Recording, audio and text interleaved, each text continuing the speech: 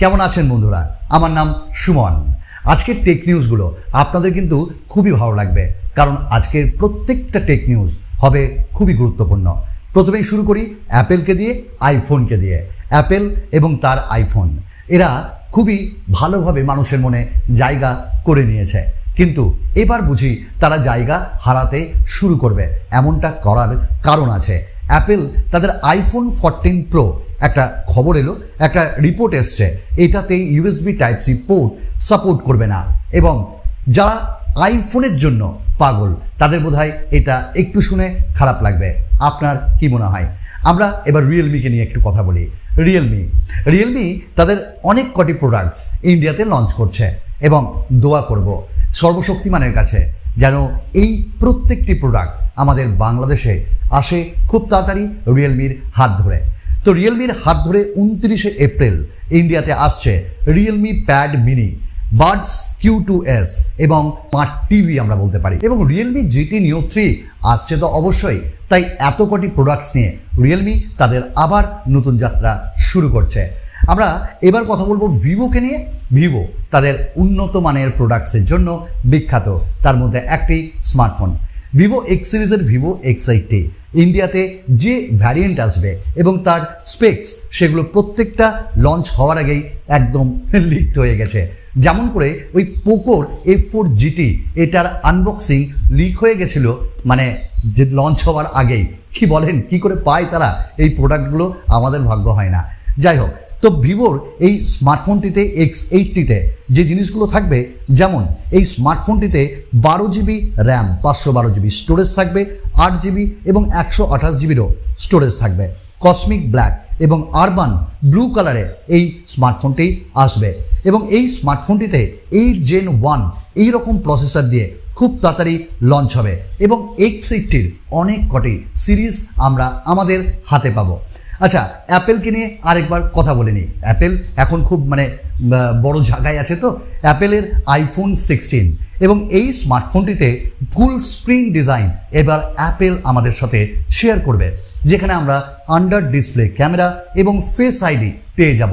দেখতে ভালো লাগছে, পুরো স্ক্রিন আমরা পুরো ফোন জুড়ে পাবো, মন জুড়ে যাবে। কিন্তু দামটা একটু বেশি হবে। প্রত্যেকটা জিনিস এতক্ষণ আমি কিন্তু দামি দামি বললাম, এবার একটু কম দামিতে নেমে আসে, ডাউন টু দ্য আর্থ। রিয়েলমির কথা বলবো।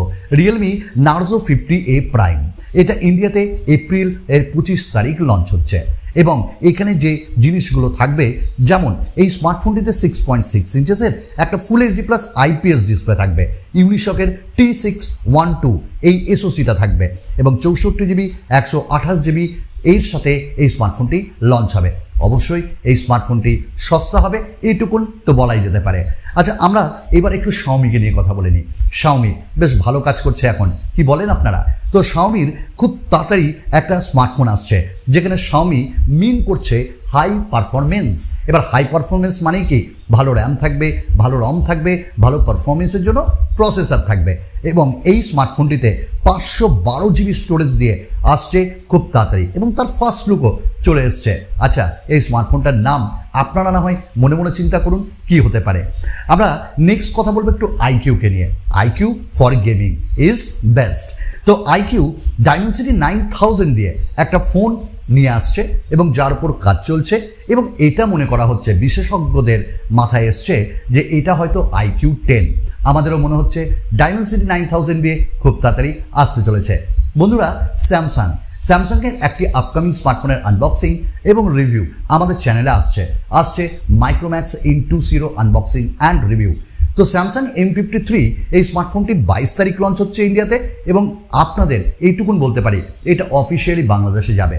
এবং এই স্মার্টফোনটির কিছু যদি হাইলাইট পয়েন্ট আপনাদের সাথে শেয়ার করি, যেমন 108 মেগাপিক্সেলের ক্যামেরা থাকছে এই স্মার্টফোনটাতে, একটা 6.7 ইঞ্চেসের কাছাকাছি ফুল HD প্লাস ইনফিনিটি ও দিয়ে super AMOLED plus display, Corning gorilla glass 5 এর প্রোটেকশন এবং তার সাথে Dimensity 900 এই চিপসেটটি থাকবে।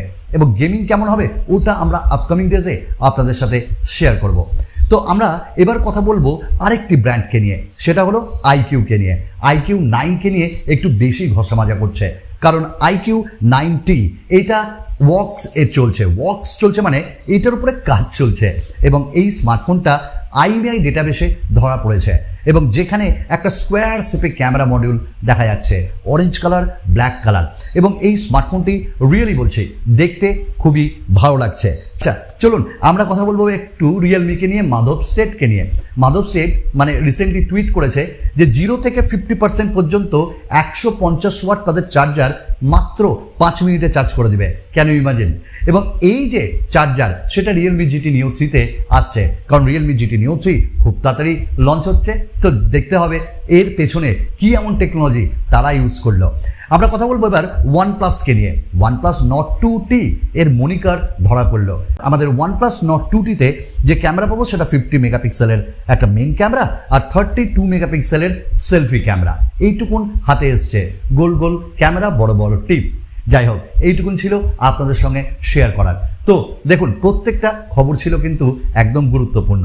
আগামী দিনে আরও ভালো কাজ করার প্রতিশ্রুতি আপনাদের সাথে শেয়ার করলাম। শুধু পাশে থাকুন, সঙ্গে থাকুন, তাহলেই আমার বড় পুরস্কার আমি মনে করব। ধন্যবাদ।